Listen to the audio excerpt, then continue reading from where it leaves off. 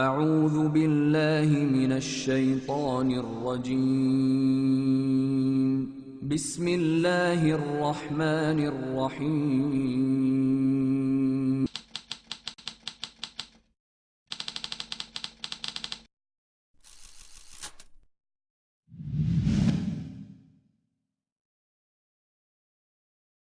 اور اللہ تبارک و تعالی کسی ایسے چیز کے استعمال کی اجازت نہیں دیتا جس کے اندر نقصان ہے۔ فضول خرچی کرنے والوں کو اللہ تبارک و تعالی نے شیطان کا بھائی قرار دیا ہے۔ کرسمس کے موقع پر اسے مبارکباد دے رہے ہیں تو گویا آپ اس سے یہ کہہ رہے ہیں کہ آپ کا یہ عمل قابل مبارک ہے۔ جن جانوروں کا گوشت کھانے سے اللہ نے منع فرمایا ہے یا جو جانور اللہ رب العالمین نے حرام قرار دیے ہیں ان میں سے ایک جانور وہ ہے جس پر غیر اللہ کا نام پکارا جائے یا غیر اللہ کے نام پر اس جانور کو چھوڑ دیا جائے یا اس جانور کے ذبح کرتے وقت اللہ کے سوا کسی اور کا نام لیا جائے یا اس جانور کو اللہ کے سوا کسی اور کی تعظیم کے لیے ذبح کیا جائے۔ ان الحمد للہ نحمده ونستعینه ونستغفره ونؤمن به ونتوکل علیہ ونعوذ باللہ من شرور انفسنا ومن سیئات اعمالنا من يهده الله فلا مضل له ومن يضلل فلا هادي له واشهد ان لا اله الا الله وحده لا شريك له واشهد ان محمدا عبده ورسوله ارسله بالحق بشيرا ونذيرا اما بعد فان احسن الحديث كتاب الله وخير الهدي هدي محمد صلى الله عليه وسلم وشر الامور محدثاتها وكل محدثة بدعة وكل بدعة ضلالة وكل ضلالة في النار يا أيها الذين آمنوا اتقوا الله حق تقاته ولا تموتن إلا وأنتم مسلمون يا أيها الناس اتقوا ربكم الذي خلقكم من نفس واحدة وخلق منها زوجها وبث منهما رجالا كثيرا ونساء واتقوا الله الذي تساءلون به والأرحام إن الله كان عليكم رقيبا يا أيها الذين آمنوا اتقوا الله وقولوا قولا سديدا يصلح لكم أعمالكم ويغفر لكم ذنوبكم ومن يطع الله ورسوله فقد فاز فوزا عظيما أما بعد محترم حاضرین جمعہ، اللہ تبارک و تعالی ہمارا رب ہے جس نے ہم تمام کو پیدا فرمایا ہے۔ پیدا کرنے کے بعد دنیا میں زندگی گزارنے کا طریقہ اللہ تبارک و تعالی نے اپنے نبیوں کے ذریعے ہمیں بتلایا ہے، جس عظیم طریقے کو دین اسلام کہا جاتا ہے، اور یہی وہ مذہب ہے جسے اللہ تبارک و تعالی پسند فرماتا ہے۔ اللہ نے فرمایا وَرَضِيتُ لَكُمُ الْإِسْلَامَ دِينًا، تمہارا دین، تمہارا مذہب اسلام رہے، اس بات سے میں راضی اور خوش ہو گیا۔ تو اللہ تبارک و تعالیٰ کے نزدیک پسندیدہ دین دین اسلام ہے۔ دین اسلام سے ہٹ کر اگر آدمی کسی اور دین کی اتباع کرے تو وہ آخرت میں نقصان اٹھانے والوں میں سے ہوگا۔ اللہ تعالیٰ فرماتا ہے وَمَن يَبْتَغِ غَيْرَ الْإِسْلَامِ دِينًا فَلَن يُقْبَلَ مِنْهُ وَهُوَ فِي الْآخِرَةِ مِنَ الْخَاسِرِينَ، جو شخص دین اسلام کو چھوڑ کر کسی اور دین کی اتباع کرے تو اس کا عمل قابل قبول نہیں ہوگا اور ایسا شخص قیامت کے دن نقصان اٹھانے والوں میں سے ہوگا۔ تو اللہ تبارک و تعالیٰ نے جو دین اپنے انبیاء علیہم السلام کے ذریعے بھیجا وہ دین اسلام کہلایا۔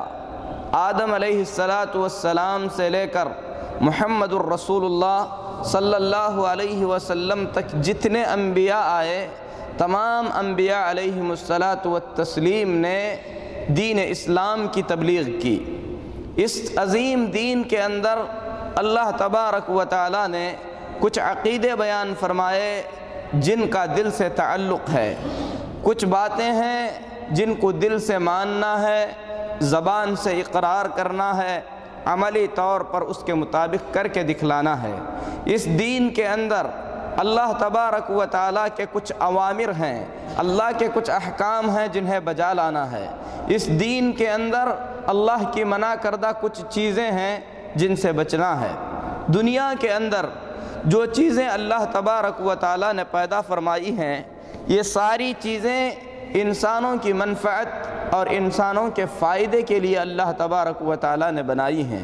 ان تمام چیزوں سے متعلق اللہ تبارک و تعالیٰ کے کچھ فرمان ہیں، اللہ رب العالمین کے کچھ احکامات ہیں۔ ان میں سے کچھ چیزیں ایسی ہیں جن کے استعمال کرنے کی اللہ تبارک و تعالیٰ نے اجازت دی ہے، وہ اللہ کی حلال کردہ چیزیں ہیں۔ کچھ چیزیں ایسی ہیں جنہیں اللہ تعالیٰ نے پیدا تو فرما دیا لیکن اپنے بندوں کو حکم دیا کہ ان چیزوں سے بچیں، یہ اللہ رب العالمین کی حرام کردہ چیزیں ہیں، انسان کو اللہ کی حرام کردہ چیزوں سے بچنا چاہیے۔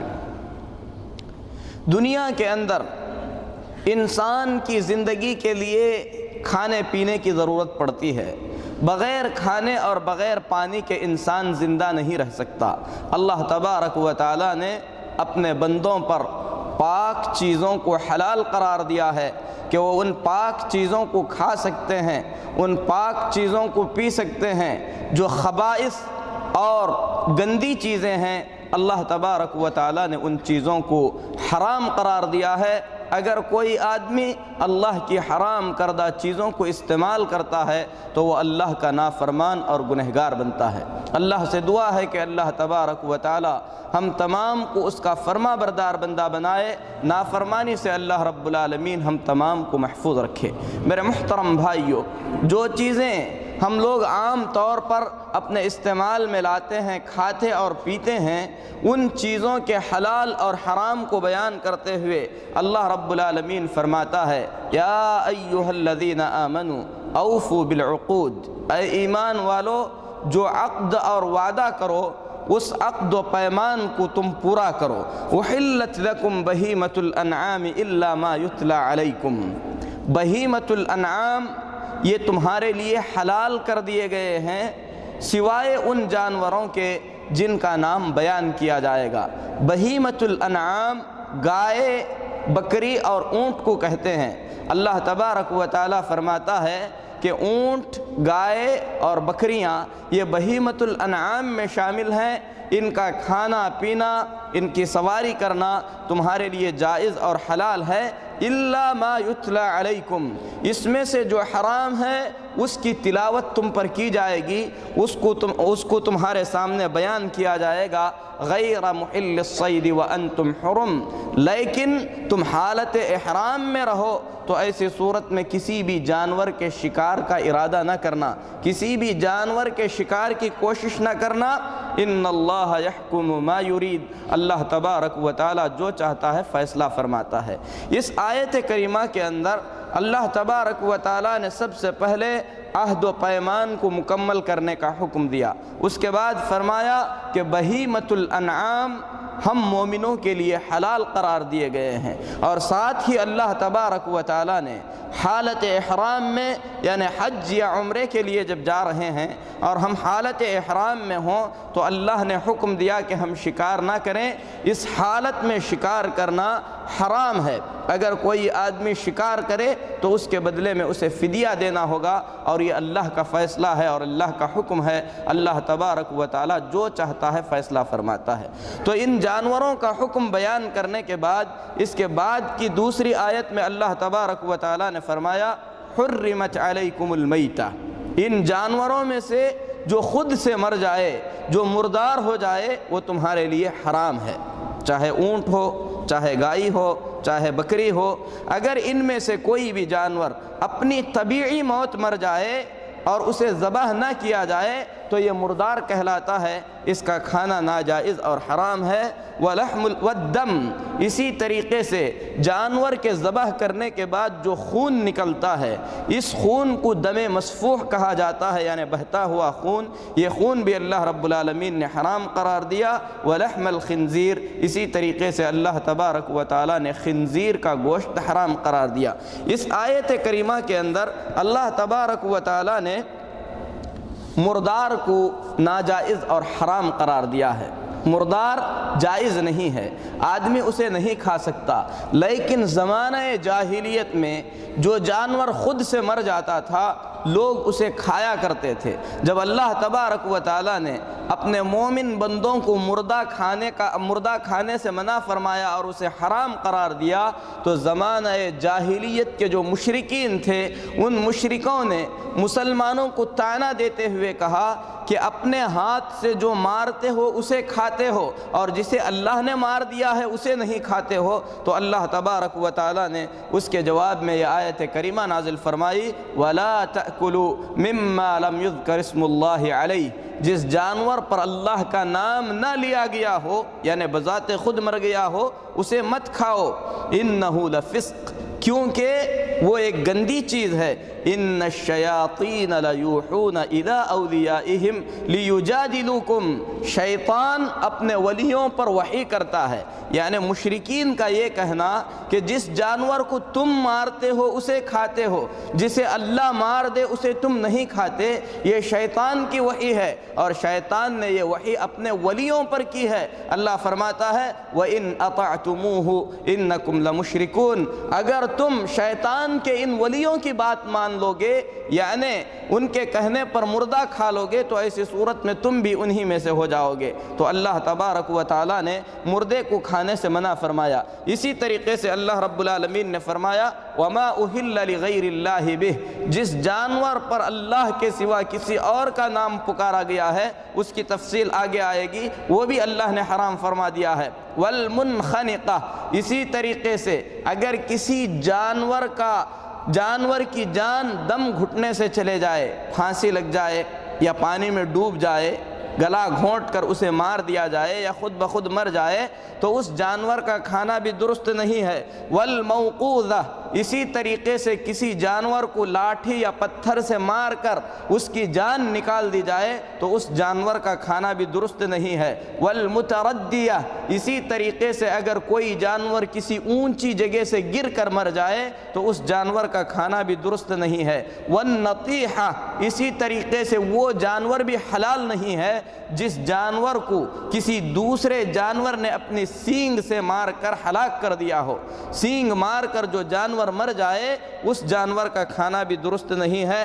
وما اکل السبع، اسی طریقے سے کسی ایسے جانور کا بھی کھانا جائز نہیں ہے جس جانور کو کسی درندے نے کھا لیا ہو اور اس کے کھانے سے وہ جانور مر گیا ہو۔ الا ما ذکیتم، ہاں ان جانوروں میں سے اگر کوئی جانور تم ذبح کرنے میں کامیاب ہو جاؤ، یعنی کوئی جانور اوپر سے گر گیا، بے ہوش ہو گیا، یا اس کے اندر ابھی جان باقی تھی اس سے پہلے تم نے ذبح کر دیا، کسی جانور کا گلا گھونٹ گیا اور وہ مرنے سے پہلے آپ نے ذبح کر دیا، کسی جانور کو کسی جانور نے سینگ سے مار دیا، مرنے سے پہلے تم نے اسے ذبح کر دیا۔ اسی طریقے سے کسی جانور پر کسی بھیڑیے نے یا کسی درندے نے حملہ کر دیا اور تم نے اسے زندہ حالت میں پا کر ذبح کر دیا، اگر تم چاہو تو ان جانوروں کو کھا سکتے ہو۔ الا ما ذکیتم، جس جانور کو تم نے ذبح کر لیا ہو اسے کھا سکتے ہو۔ وما ذبح علی النصب، اسی طریقے سے وہ جانور جو آستانوں پر ذبح کیا جائے اس کو نہیں کھا سکتے۔ وَأَن تَسْتَقْسِمُوا بِالْأَزْلَامِ، اسی طریقے سے تیر سے فال نکالنا اللہ تبارک و تعالیٰ نے اسے بھی حرام قرار دیا ہے اور فرمایا ذَلِكُمْ فِسْق، یہ سب کے سب بڑے گناہ ہیں، یہ سب کے سب گندی چیزیں ہیں، آدمی کو اس سے دور رہنا چاہیے۔ تو زمانہ جاہلیت میں لوگ مردہ کھاتے تھے اور کہتے تھے کہ اسے اللہ نے مارا ہے، جسے انسان نے ذبح کیا ہے اسے انسان نے مارا ہے، لہذا اللہ نے جسے مارا ہے اسے کھانا چاہیے اور انسان نے جسے مارا ہے اسے بھی کھا سکتے ہیں۔ یہ زمانہ جاہلیت کے لوگوں کا فتویٰ تھا، اللہ تبارک و تعالیٰ نے اس کی تردید فرمائی۔ یہاں پر اللہ کے رسول صلی اللہ علیہ وسلم نے اسی مسئلے سے متعلق ایک اور مسئلہ بیان فرمایا ہے کہ اگر ہم نے کسی جانور کو ذبح کر دیا، اس جانور کے پیٹ میں بچہ تھا، اگر وہ ہم کو مردہ حالت میں ملے تو اس کو ہم کھا سکتے ہیں یا نہیں کھا سکتے، کیونکہ ہم نے اسے ذبح نہیں کیا ہے۔ لیکن اللہ کے رسول صلی اللہ علیہ وسلم فرماتے ہیں، حدیث کے راوی حضرت جابر بن عبداللہ رضی اللہ تعالیٰ عنہ ہیں، کہتے ہیں کہ رسول اللہ صلی اللہ علیہ وسلم نے فرمایا، زکاۃ الجنین زکاۃ امہ، ماں کے پیٹ میں جو بچہ ہوتا ہے اس بچے کو ماں کے ذبح کرنے سے ذبح کرنے کا حکم مل جاتا ہے۔ یعنی ہم نے ماں کو ذبح کر دیا، اگر وہ بچہ اس ذبح سے مر جائے تو ایسی صورت میں کوئی اس بچے کو کھانا چاہے تو کھا سکتا ہے، وہ حلال ہے، حرام نہیں ہے۔ ہاں اگر کسی کی طبیعت نہیں کرتی تو وہ الگ بات ہے، لیکن جہاں تک حلال کی بات ہے وہ حلال ہے۔ ماں کو ہم نے ذبح کر دیا تو وہ بچہ ماں کا ایک حصہ ہے، جس طریقے سے اس جانور کا گوشت کھانا درست ہے اسی طریقے سے اس بچے کا کھانا بھی درست ہے۔ اسی لیے امام شافعی رحمۃ اللہ علیہ اور امام ابو یوسف ابو محمد رحمۃ اللہ علیہ مجمعین نے اس حدیث کی روشنی میں ماں کے پیٹ میں جو بچہ ہے اس بچے کو ماں کا حکم دیا کہ ماں کو ذبح کرنے سے اس بچے کو بھی ذبح کا حکم مل جاتا ہے۔ اسی طریقے سے جو جانور مر جائے اس کا کھانا درست نہیں ہے۔ کیا اس جانور کو ہم بیچ سکتے ہیں؟ کیا اس جانور کی ہم چربی وغیرہ استعمال کر سکتے ہیں؟ اس سلسلے میں اللہ کے رسول صلی اللہ علیہ وسلم سے پوچھا گیا، اور واقعہ اس طریقے سے ہے کہ مکہ مکرمہ کے فتح ہونے کے بعد اللہ کے نبی صلی اللہ علیہ وسلم کی جانب سے ایک شخص نے اعلان کیا، کہا کہ اللہ کے رسول صلی اللہ علیہ وسلم شراب بیچنے سے، خنزیر بیچنے سے، مردہ بیچنے سے اور بتوں کو بیچنے سے منع فرماتے ہیں۔ اسے اللہ کے رسول صلی اللہ علیہ وسلم نے حرام قرار دیا ہے۔ اللہ کے نبی صلی اللہ علیہ وسلم سے پوچھا گیا، اے اللہ کے رسول صلی اللہ علیہ وسلم، ارأیت شحوم المیتہ، جہاں تک مردہ جانوروں کی چربی ہے اس کا کیا حکم ہے؟ کیا اس سے فائدہ اٹھایا جا سکتا ہے؟ کیونکہ اس چربی سے ہم اپنی کشتیوں کو لیپتے ہیں، اسی طریقے سے اس چربی سے ہم چراغ جلاتے ہیں، کیا اس استعمال میں اسے لایا جا سکتا ہے؟ اللہ کے نبی صلی اللہ علیہ وسلم نے فرمایا، لا ہوا حرام، ہرگز نہیں، ایسا بھی نہیں کر سکتے، وہ بھی حرام ہے۔ یعنی کسی مردہ جانور کی چربی کسی دوسرے کام میں بھی استعمال نہیں کی جا سکتی، اسے کسی بھی طریقے کا فائدہ نہیں اٹھایا جا سکتا۔ اس کے بعد نبی کریم صلی اللہ علیہ وسلم نے فرمایا، اللہ یہودیوں پر لعنت فرمائے، اللہ تبارک و تعالیٰ نے ان پر چربی کو حرام قرار دیا تھا۔ یعنی زندہ جانور کی چربی کو بھی اگر وہ ذبح کر کے نکال لیں تو ان کے لیے حرام تھی، کیونکہ شریعتیں مختلف ہیں۔ تو ان لوگوں نے اللہ رب العالمین کی اس حرام کردہ چیز کو جما کر بیچ کر اس کی قیمت کھائی، اس کے بدلے میں اللہ کے رسول صلی اللہ علیہ وسلم نے ان پر لعنت فرمائی۔ اسی لیے نبی کریم صلی اللہ علیہ وسلم نے فرمایا، اللہ تبارک و تعالی اگر کسی چیز کے استعمال سے منع فرماتا ہے تو اس چیز کو بیچ کر اس کی قیمت کھانے سے بھی اللہ رب العالمین منع فرماتا ہے۔ لہذا مردہ جانور کی چربی یا مردہ جانور کو کسی اور سے بیچنا جو لوگ کھاتے ہیں جائز نہیں ہے، مردہ جانور کے کسی بھی حصے کو بیچنا جائز نہیں ہے، مردہ جانور کی چربی اور دوسری چیزوں کو دوسرے استعمال میں لانا بھی جائز نہیں ہے۔ رہی چمڑے کی بات تو اس سلسلے میں اللہ کے رسول صلی اللہ علیہ وسلم نے اجازت دی ہے۔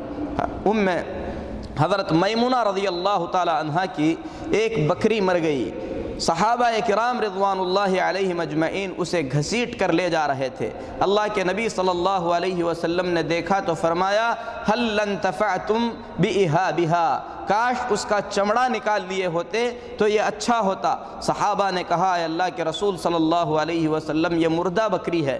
نبی کریم صلی اللہ علیہ وسلم نے فرمایا اس کے چمڑے کو پانی اور چھال صاف کر دیتا ہے، یعنی اگر اسے صاف کیا جائے، دباغت دیا جائے تو یہ چمڑا استعمال کے قابل ہو جاتا ہے۔ دوسری روایت میں ہے اللہ تبارک و تعالیٰ نے اس کا گوشت کھانے سے منع فرمایا ہے، اس کے چمڑے کو استعمال میں لایا جا سکتا ہے۔ تو مردہ حرام ہے، اس کا چمڑا نکال کر اگر کوئی آدمی اس سے استفادہ کرے، اس سے فائدہ اٹھائے تو جائز ہے، لیکن مردے کو بیچنا، اس کے کسی حصے کو بیچنا یہ جائز نہیں ہے۔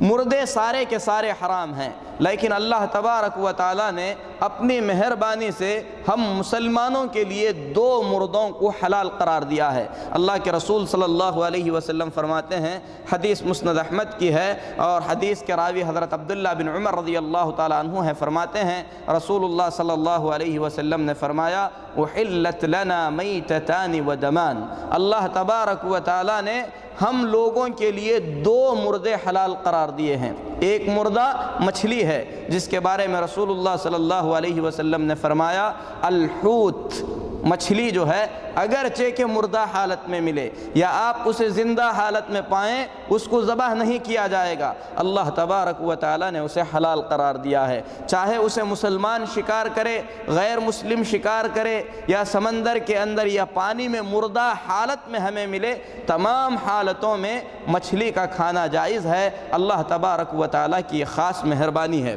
حضرت جابر بن عبداللہ رضی اللہ تعالیٰ عنہ بیان فرماتے ہیں کہ حضرت ابو عبیدہ رضی اللہ تعالیٰ عنہ کے ساتھ ہم لوگ ایک سفر پر تھے، اللہ کے رسول صلی اللہ علیہ وسلم نے جنگ کے لیے بھیجا تھا۔ ہم لوگ جب چلے تو ہمارے ساتھ تھوڑی سی کھجوریں ہم لوگوں کا کھانا تھا۔ سفر لمبا تھا، سامان کم تھا، اس لیے ہر فوجی کو دن میں ایک کھجور دیا جاتا تھا۔ لوگوں نے کہا کہ اس سے کیسے گزارا ہوتا تھا؟ کہا کہ اسے ہم چوستے تھے، اس کی گھٹلی کو چوستے تھے اور اس پر پانی پیا کرتے تھے۔ سامان بالکل ختم ہونے کو تھا کہ اللہ رب العالمین کی مہربانی ہوئی، دریا کے کنارے ایک بہت بڑی مچھلی آ کر گر گئی اور مچھلی مردہ حالت میں تھی۔ ہم نے کہا کہ اس کو استعمال کیا جائے یا استعمال نہ کیا جائے، کیونکہ صحابہ کرام رضوان اللہ علیہم اجمعین کو اس وقت تک ابھی اس مردہ مچھلی کا حکم معلوم نہیں تھا۔ بعض نے کہا کہ ہم لوگ بہت ہی زیادہ پریشانی کے عالم میں ہیں، ہمارے ساتھ کھانا نہیں ہے، مردہ بھی ہمارے لیے حلال ہے، کوئی حرج نہیں ہے، اسے استعمال کیا جا سکتا ہے۔ صحابی کہتے ہیں کہ 1 مہینے تک ہم لوگ اس مچھلی کو کھاتے رہے، یہاں تک کہ ہم لوگ موٹے ہو گئے۔ بعض روایات میں ہے کہ ان لوگوں کی تعداد تقریباً 1000 کے برابر تھی۔ جب سفر ختم ہوا، اللہ کے رسول صلی اللہ علیہ وسلم کے پاس پہنچے تو انہوں نے پورا واقعہ بیان کیا۔ نبی کریم صلی اللہ علیہ وسلم نے فرمایا کہ وہ اللہ کی جانب سے بھیجا ہوا رزق ہے، سمندر کا مردہ حلال ہے۔ اور نبی کریم صلی اللہ علیہ وسلم نے فرمایا تم لوگوں کے پاس اس کا کچھ گوشت بچا ہوا ہے تو مجھے بھی دے دو۔ صحابہ نے نبی کریم صلی اللہ علیہ وسلم کو دیا، اللہ کے نبی صلی اللہ علیہ وسلم نے اسے استعمال کیا۔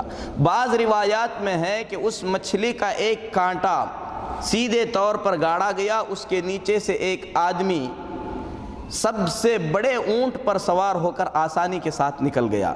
یہ اللہ تبارک و تعالیٰ کی قدرت ہے کہ سمندر میں اللہ تبارک و تعالیٰ نے بہت بڑی بڑی مچھلیاں پیدا فرمائی ہیں، اور اللہ تبارک و تعالیٰ نے اس کے مردے کو بھی حلال قرار دیا ہے۔ اسی لیے اللہ کے نبی صلی اللہ علیہ وسلم نے واضح انداز میں فرمایا هو الطہور ماؤہ والحل میتتہ، سمندر کا پانی پاک ہے، اسے استعمال کیا جا سکتا ہے، اس کا مردہ حلال ہے۔ اسی لیے اہل علم کہتے ہیں کہ سمندر کا ہر مردہ جو کہ بغیر پانی کے زندہ نہیں رہ سکتا، آدمی کھا سکتا ہے، اس میں کوئی حرج نہیں ہے، یہاں تک کہ سمندر کا جو بھی مردہ ہے حلال ہے۔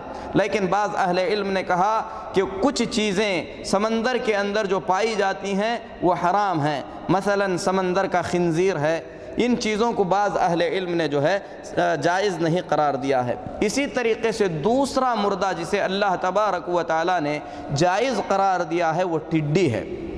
ٹڈی عام طور پر ہمارے علاقوں میں نہیں کھائی جاتی، لیکن ٹڈی کا کھانا اسلام میں جائز ہے۔ صحابہ کہتے ہیں، حضرت عبداللہ بن ابی اوفا رضی اللہ تعالیٰ عنہ کا بیان ہے کہ ہم لوگ رسول اللہ صلی اللہ علیہ وسلم کے ساتھ 7 غزووں میں شریک رہے اور ان 7 غزووں میں ہماری غذا ٹڈی ہوا کرتی تھی۔ ٹڈی یہ پتنگا ہے جو اڑتا ہے، جو بڑا سا ہوتا ہے، اسے کھانے میں کوئی حرج نہیں ہے، یہ مردہ یا زندہ کھایا جا سکتا ہے اور عرب ممالک میں اسے کھایا جاتا ہے۔ اگر کسی کی طبیعت نہیں کرتی تو وہ اسے حرام نہ کہے، کیونکہ حلال اور حرام کرنے والا بس اللہ تبارک و تعالی ہے۔ کسی کی طبیعت نہیں چاہتی تو وہ اسے نہ کھائے، لیکن اس کے حلال ہونے کا انکار نہ کرے۔ اسی طریقے سے جن چیزوں کو اللہ تبارک و تعالی نے حرام قرار دیا ان میں سے ایک چیز بہتا ہوا خون ہے۔ بہتے ہوئے خون کو اللہ تبارک و تعالی نے ناپاک کہا ہے۔ جو خون جانور کے ذبح کرنے کے بعد بہتا ہے اسے کھانا درست نہیں ہے، اس کا بیچنا درست نہیں ہے، کسی ایسے شخص کو وہ خون دینا بھی درست نہیں ہے جو اسے کھاتا ہو۔ کچھ لوگ جانور کے ذبح کرتے وقت جو غیر مسلم ہوتے ہیں اس خون کو لینا چاہتے ہیں۔ ایک مسلمان کو چاہیے کہ یہ خون ان کو بھی نہ دے، کیونکہ یہ حرام ہے۔ حرام چیز کسی کو نہیں کھلانی چاہیے، کسی کو نہیں دینا چاہیے۔ لیکن جہاں تک گوشت کے ساتھ لگے ہوئے خون کا مسئلہ ہے یہ جائز ہے۔ ام المؤمنین عائشہ صدیقہ رضی اللہ تعالی عنہ فرماتی ہیں، اللہ تبارک و تعالی نے دم مسفوح یعنی بہتا ہوا خون کہا ہے۔ اگر صرف خون کہہ دیتا تو رگوں میں بچا ہوا خون بھی حرام ہو جاتا، تو ایسی صورت میں گوشت کھانا ناممکن ہوتا۔ اسی طریقے سے ام المؤمنین عائشہ رضی اللہ تعالی عنہ فرماتی ہیں، محمد الرسول اللہ صلی اللہ علیہ وسلم کے زمانے میں ہم لوگ ہانڈیوں میں گوشت پکاتے تھے، اس پر خون لگا ہوتا تھا، یہاں تک کہ اس خون کی وجہ سے اوپر کا پانی پیلا پڑ جاتا تھا۔ اللہ کے نبی صلی اللہ علیہ وسلم نے کبھی ہم کو منع نہیں فرمایا، یعنی جو خون گوشت کے ساتھ لگا ہوا ہے وہ ناپاک نہیں ہے، اسے کھانے میں کوئی حرج نہیں ہے۔ اسی طریقے سے اللہ تبارک و تعالی نے 2 قسم کے خون کو ہم لوگوں کے لیے حلال قرار دیا ہے، یعنی مردہ حرام ہے، 2 مردے حلال ہیں، ایک ٹڈی ہے، دوسرا مچھلی ہے۔ اسی طریقے سے خون حرام ہے، لیکن اللہ تبارک و تعالی نے 2 خون ہم لوگوں کے لیے حلال قرار دیے ہیں، ان میں سے ایک تلی ہے اور دوسرا جو ہے کلیجی ہے۔ یہ حقیقت میں خون ہے، لیکن اللہ تبارک و تعالی نے اسے کھانے کی اجازت دی ہے۔ اسی حدیث میں نبی کریم صلی اللہ علیہ وسلم فرماتے ہیں، حضرت عبداللہ بن عمر رضی اللہ تعالی عنہ حدیث کے راوی ہیں، بخاری اور مسلم کی حدیث ہے، وحلت لنا میتتان ودمان، 2 مردے اور 2 خون ہمارے لیے حلال ہیں۔ فاما المیتتان، رہے وہ 2 مردے، الجراد والحوت، ایک تو ٹڈی ہے دوسرا مچھلی ہے، واما الدمان فالکبد والطحال، اور جہاں تک 2 خونوں کی بات ہے ان میں سے ایک کلیجی ہے اور دوسرے جو ہے تلی ہے۔ اسی طریقے سے اللہ تبارک و تعالی نے اس آیت کریمہ کے اندر خنزیر کے گوشت کو حرام قرار دیا ہے، یعنی سور کا گوشت، خنزیر کا گوشت مسلمانوں کے لیے جائز نہیں ہے، اللہ کے بندوں کے لیے جائز نہیں ہے۔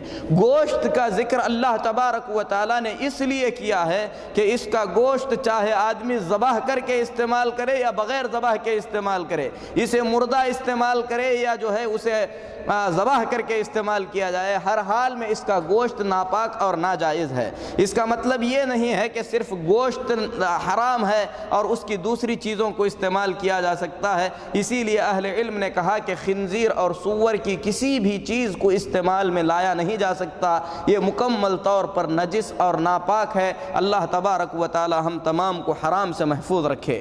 اللہ رب العالمین نے جو شریعت اتاری ہے، اس شریعت کے اندر پاکی اور صفائی کی تعلیمات دی گئی ہیں۔ خنزیر ایک ناپاک جانور ہے، اور یہ بات ثابت شدہ ہے کہ آدمی جس چیز کو کھاتا ہے اس کی کچھ طبیعتیں انسان کے اندر آ جاتی ہیں۔ جو آدمی اونٹ کا گوشت کثرت سے کھائے اس کے اندر سختی کا مزاج آ جاتا ہے۔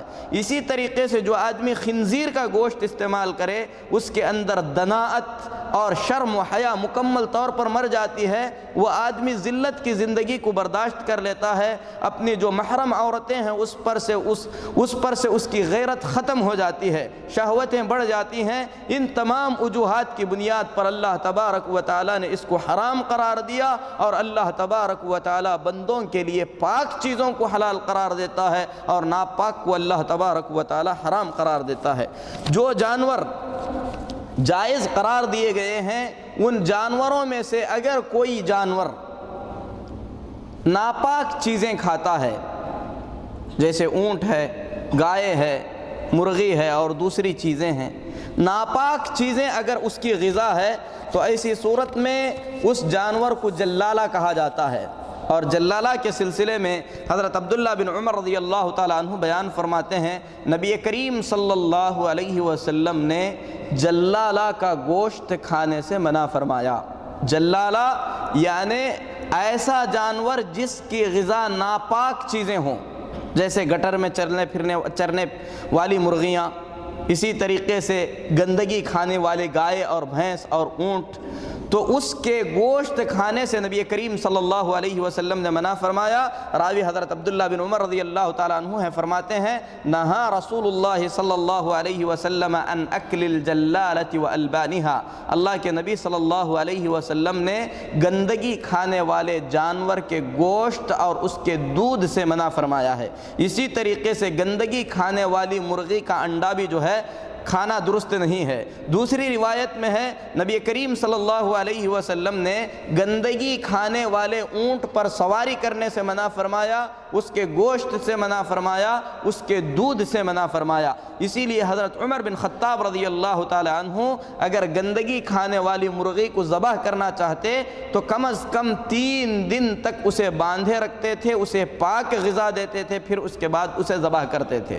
جو جانور گندگی کھاتا ہے، اس کی غذا گندگی ہے، تو اس جانور کو ذبح کر کے استعمال نہیں کیا جا سکتا۔ اگر آدمی استعمال کرنا چاہے تو کچھ دن تک اسے پاک غذا کھلائے، پھر اس کے بعد اس جانور کو استعمال میں لایا جا سکتا ہے۔ اسی طریقے سے جن جانوروں کا گوشت کھانے سے اللہ نے منع فرمایا ہے، یا جو جانور اللہ رب العالمین نے حرام قرار دیے ہیں، ان میں سے ایک جانور وہ ہے جس پر غیر اللہ کا نام پکارا جائے، یا غیر اللہ کے نام پر اس جانور کو چھوڑ دیا جائے، یا اس جانور کے ذبح کرتے وقت اللہ کے سوا کسی اور کا نام لیا جائے، یا اس جانور کو اللہ کے سوا کسی اور کی تعظیم کے لیے ذبح کیا جائے۔ ان تمام چیزوں میں فرق ہے۔ سب سے پہلی بات ہے جس جانور پر غیر اللہ کا نام لیا جائے، کسی بت کے نام پر ذبح کیا جائے، کسی مزار کے نام پر ذبح کیا جائے، کسی درخت کے لیے ذبح کیا جائے، کسی جن کے لیے ذبح کیا جائے،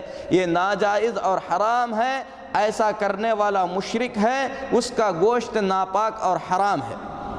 اگر جانور کو اللہ کا نام لے کر ذبح کیا جائے، لیکن اس جانور کو ذبح کرنے کا مقصود غیر اللہ کی تعظیم ہو، جیسے کسی آستانے پر بسم اللہ کہہ کر مرغہ ذبح کیا جائے، لیکن پہلے ہی سے اس مرغے کو غیر اللہ کو راضی کرنے کے لیے چھوڑ دیا گیا ہے، تو ایسی صورت میں اس مرغے کا گوشت بھی حرام ہے، اس کا کھانا درست نہیں ہے۔ اسی طریقے سے کسی بھی جانور کو غیر اللہ کو راضی کرنے کے لیے چھوڑا جائے، اگرچہ کہ اللہ کا نام لے کر اسے ذبح کیا جائے، وہ جانور جو ہے درست نہیں ہے، اس جانور کا کھانا درست نہیں ہے۔ اسی لیے امام ابن کثیر رحمۃ اللہ علیہ فرماتے ہیں ما ذبح علی غیر اسمہ ما اہل لغیر اللہ بہ، یعنی جس جانور پر اللہ کے سوا کسی اور کا نام لیا گیا ہو، اس کے مفہوم میں بیان فرماتے ہیں جسے اللہ کا نام چھوڑ کر کسی اور کے نام پر ذبح کیا جائے، جیسے کسی آستانے پر ذبح کیا جائے، یا کسی اللہ کے شریک کے نام پر ذبح کیا جائے،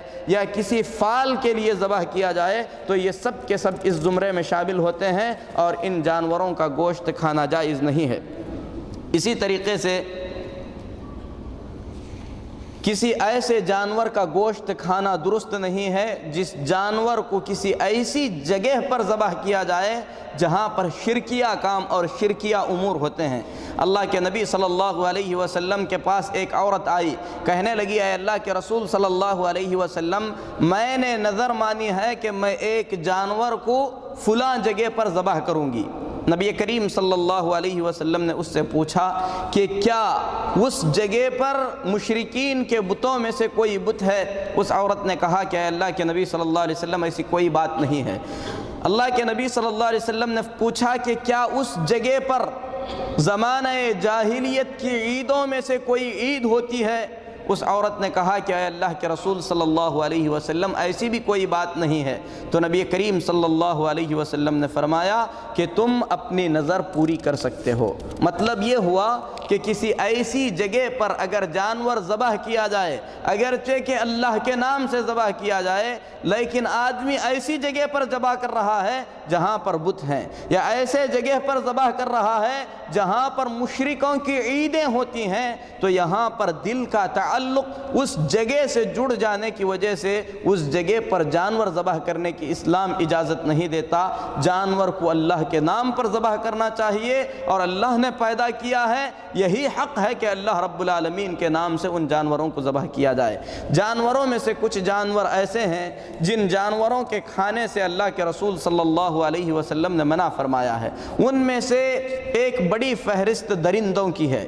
درندوں کے سلسلے میں اللہ کے نبی صلی اللہ علیہ وسلم نے ہم کو ایک قاعدہ بتلا دیا ہے۔ حضرت ابو ثعلبہ الخشنی رضی اللہ تعالی عنہ حدیث کے راوی ہیں، حدیث مسلم شریف کی ہے۔ نبی کریم صلی اللہ علیہ وسلم نے ہر اس درندے کے کھانے سے منع فرمایا جس کے ناب یعنی کونچلیاں ہوتی ہیں۔ اللہ کے رسول صلی اللہ علیہ وسلم نے کونچلیوں والے درندے کو کھانے سے منع فرمایا۔ اس میں شیر، چیتا، بھیڑیا یہ سب کے سب داخل ہوتے ہیں۔ شیر، چیتا، بھیڑیا یہ سب ایسے جانور ہیں ان کا گوشت کھانا بھی جائز نہیں ہے، ان کے چمڑوں پر بیٹھنا اور ان کے چمڑوں کا استعمال کرنا بھی جائز نہیں ہے۔ اللہ کے رسول صلی اللہ علیہ وسلم نے ان تمام چیزوں سے منع فرمایا ہے۔ اسی طریقے سے حضرت مقدام بن معدی کرب رضی اللہ تعالیٰ عنہ فرماتے ہیں، نبی کریم صلی اللہ علیہ وسلم نے فرمایا الا لا يحل ذو ناب، سنو کہ کوئی ایسا جانور حلال نہیں ہے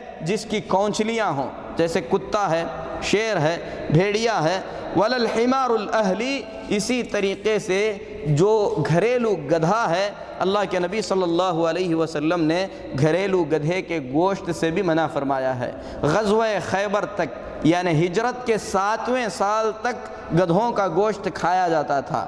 جنگ خیبر کے موقع پر بہت سارے گدھے ذبح کر دیے گئے اور ان کی دیگیں چڑھائی گئیں۔ کسی نے نبی کریم صلی اللہ علیہ وسلم کو بتلایا، کہا ہلکت الحمر، اے اللہ کے نبی صلی اللہ علیہ وسلم سارے گدھے ختم ہو گئے۔ بعض روایات میں ہے اکلت الحمر، گدھوں کو کھا لیا گیا۔ تو اللہ کے نبی صلی اللہ علیہ وسلم نے منادی کہنے کے لیے بھیجا، کسی کو اعلان کرنے کے لیے بھیجا کہ اعلان کر دو کہ اللہ اور اس کے رسول صلی اللہ علیہ وسلم گھریلو گدھے اور خچر کے گوشت سے منع فرماتے ہیں۔ لیکن جہاں تک گھوڑے کی بات ہے، اللہ کے نبی صلی اللہ علیہ وسلم نے اس کے گوشت کے کھانے کی اجازت دی ہے۔ حضرت جابر بن عبداللہ رضی اللہ تعالیٰ عنہ حدیث کے راوی ہیں، حدیث ابو داود میں ہے، حدیث صحیح ہے۔ حضرت جابر رضی اللہ تعالیٰ عنہ حدیث کے آخر میں فرماتے ہیں وَأَذِنَ لَنَا فِي لَحْمِ الْخَيْلِ، اللہ کے نبی صلی اللہ علیہ وسلم نے گھوڑے کے گوشت کو کھانے کی اجازت عطا فرمائی،